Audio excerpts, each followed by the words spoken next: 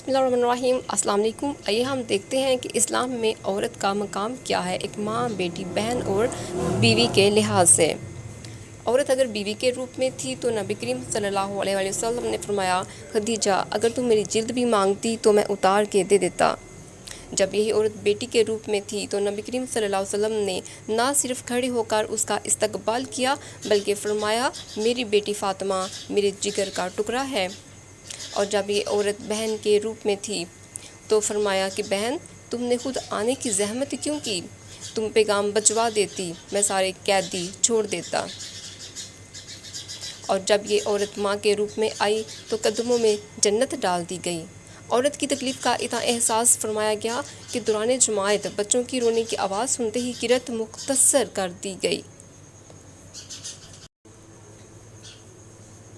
अगर आपको हमारी वीडियो पसंद आई तो उसे लाइक करें और शेयर करके हमारी हौसला अफजाई कर दें।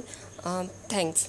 और अगर आप चाहते हैं कि हमारी हर आने वाली नई वीडियो आपको मिलती रहे तो वीडियो के नीचे दिए गए सुर्ख बटन को दबाकर हमारे चैनल को सब्सक्राइब कर लें और पाएँ हर नई वीडियो टाइम पे।